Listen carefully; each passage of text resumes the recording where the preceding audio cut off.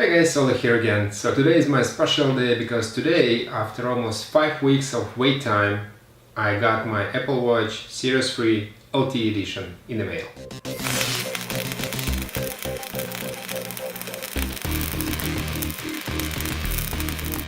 So I have already my Series 1, actually it's Series 0. This is the watch I got at the beginning of 2015, right after it was announced in 2014.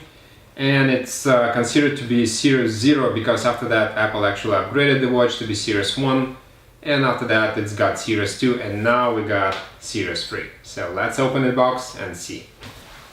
So opening Apple products, each time is a pleasure to do. So you see here there is a link like that, you cut it like this, and the whole thing just unfolds. Because it's Apple Watch, the edition for the actual LTE, it's come in a square-shaped box. So for comparison, I got my Apple Watch number 0, which is right here. And as you can see, the two things basically looks pretty much identical on the size.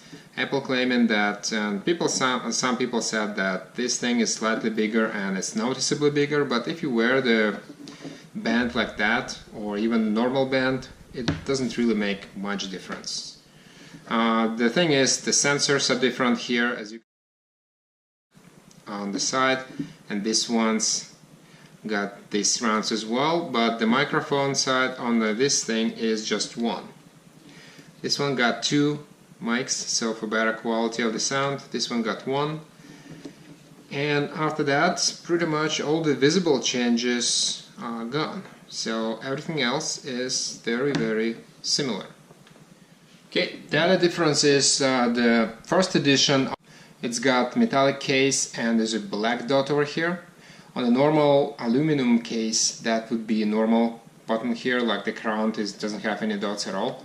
The same is true for the new ones without LTE, like it's just normal crown. But we got wideband, and I also intend to use my mezzanine loop from original watch from this one. And it's gonna fit because all the bracelets gonna be fittable and they're interchangeable between Series 1, Series 2 and Series 3. So now we're gonna pair the watch and let's see how the setup process works. Okay, let's turn on the phone and connect the watch, start it up. Okay, here's the logo, and this is my phone, so let's see, it should be pairing pretty seamlessly with the phone.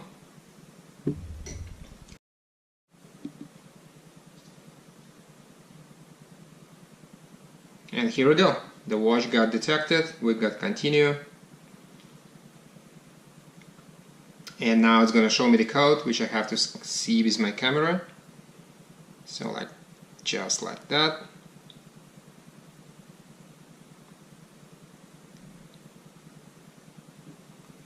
Okay, your Apple Watch is paired, so we're gonna go and say restore from the backup. And I got Apple Watch, which is my currently paired Apple Watch, so let's get this one. Alright, find my iPhone, all the things will be activated. So it's gonna ask me for the passcode. Let me use a long one, that's what I usually do. Okay, Apple Pay. I'm gonna set it up later. Continue. And now the watch is synchronizing.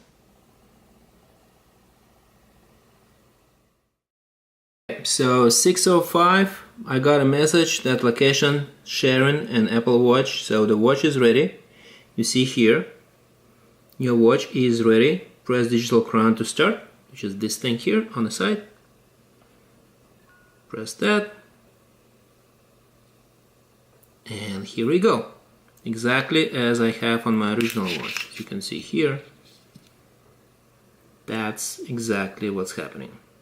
So everything I have, all my workouts and all the stuff which I have on the calendar, everything got synchronized immediately to the new Apple Watch, and it says welcome to the Apple Watch. After that, pretty much everything is done on the iPhone. If you have Android phone, then first of all, Apple Watch, it's gonna be not very useful for you because most of the stuff and most of the things you do with Apple Watch actually can be controlled and should be controlled through your iPhone. So we click OK here, and here we go. So exactly where I left it. Okay, so one of the new features on the Apple Watch Series 3, as you can see immediately visible, aside from the red crown, is actual new face called Explorer. And that's the one I set up right now for my watch. You also have all the Toy Stories, but this is more on the watchOS 4. So all these new themes came up, all new faces came up with watchOS 4. But Explorer watch face is exclusive for watchOS Series 3 with cellular. And it's practically got the phone on the top, location on the side, and you have your weather on the bottom. But all of these things are customizable. So now let's talk about why actually to upgrade. There are some significant benefits why to upgrade to Apple Watch 3, especially if you go on with from Apple Watch 0 or Series 1. There is not much sense to upgrade from Series 2, but in my case I'm moving from Series 0, and that's why I'm actually upgrading. Alright, so if you are moving from level 1, or from S0 as I call it, like the Series 0, the one pre-Series 1 watch, which was released in 2014 and actually was announced at the end of 2014 and released in the beginning of 2015, then it's basically the Series 1 was the first Apple Watch which Apple introduced as a new wearable line of the products. And it's got OLED display which basically get possible to make a screen so small with a high contrast ratio, and the black is actually black. So the screen is 1.65 inch in size, right? And it's got 450 nits on this one. I think it's not very bad. It's actually, for me, I didn't see much trouble seeing the display in bright light.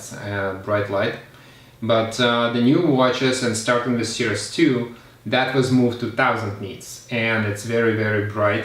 The Series 1 got first generation S1P chip in it, and right now the Series 2 got even faster chip, which is dual core, and the new watch got also dual core chip, but it's even more faster than the Series 2. So if you got comparison on the performance side from this particular watch from Series 1 or Series 0 to this Series 3, the performance benefits and how smooth the interface works is significant. The significant difference is in the battery. This one has got 250 milliamp and the new one got 275.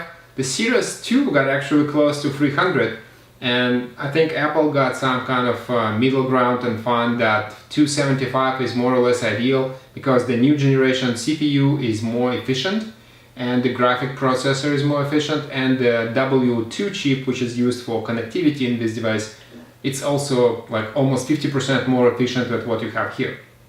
So you would need smaller battery to drive the same amount of hours per day for the watch to work, which is approximately around 18 hours on the normal general usage. But from the perspective of the new watch, I think because it's LTE and if you have an option to turn it off, or you don't use it very often, then the battery life should increase. And I actually work with this watch, which is Series 1, almost 2 days.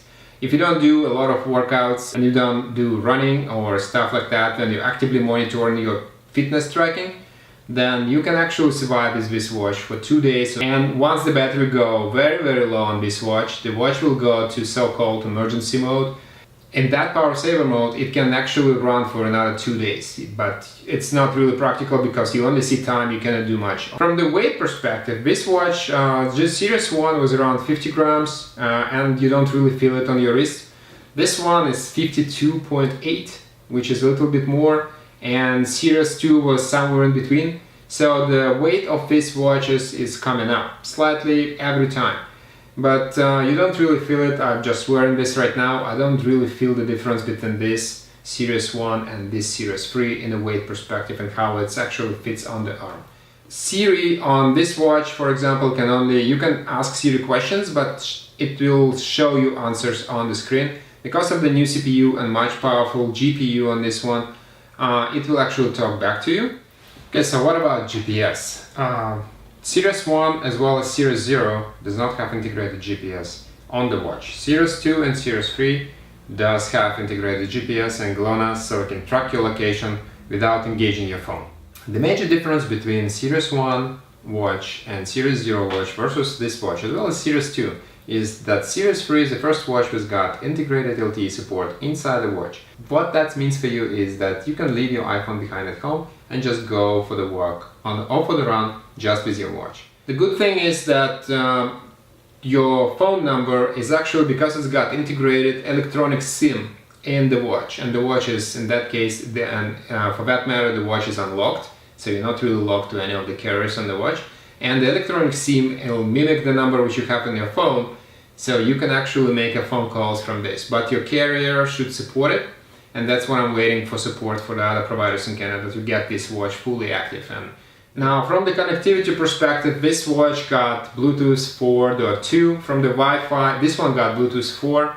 From the Wi-Fi point of view, it's no changes. I was thinking it's going to be wireless AC, but it's not. It's also still the same BGN on this one and the same as on this. But you got NFC on this one as well, on the new. So you can do your payments, and Apple Pay works with this, of course. One more benefit of this watch is that it's got integration with the equipment and gym. So I'm using the Apple Watch on my fitness workouts a lot. It will track all the kind of calories and activity monitoring.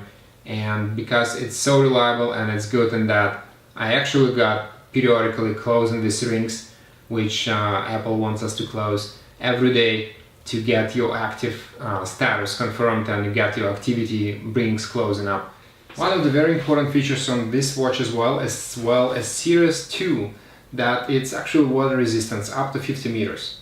So this one, the Series 1 and Series 0 are the water splash resistant, so we call it. So you cannot really go and swim with this watch because it's gonna die on you. I actually see some people posting that they took a shower with this watch Series 1 and nothing happened. But it's actually asking for the trouble, and water damage is not covered by the warranty. The other thing which I want to talk to you about is the actual model of the watch which I would recommend you get. I read some reviews and people say that it's okay to get normal watch like Sport Edition to have versus this one with a sapphire glass, because the normal watch will cost you less and it's got ion glass. And ion glass, even though Apple said it's pretty durable, but I see lots of people, and among my friends even, who actually got the Apple Watch with iron glass, and despite of the fact that it's claimed to be very durable, it's not. At the same time, Apple Care Plan on the iWatch is gonna cost you that extra like $100, which you can actually spend to get the normal watch with sapphire glass.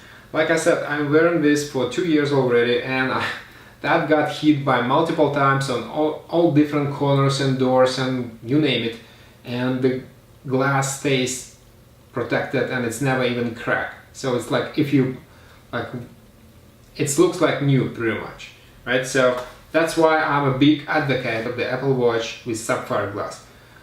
But at the same time, if you have previous watch like I do with all the bands and everything, you don't really have to get very big, very expensive band on your watch. So you can get the LTE edition with the cheapest band possible, and then you will get the actual watch, and then you will use your bands, right? That's where I stand on this, right? So here you go, sapphire glass, and it's that difference in the money will save you a lot of trouble, and it will save you going to Apple Store and paying extra to get your glass replaced and saving you from the trouble.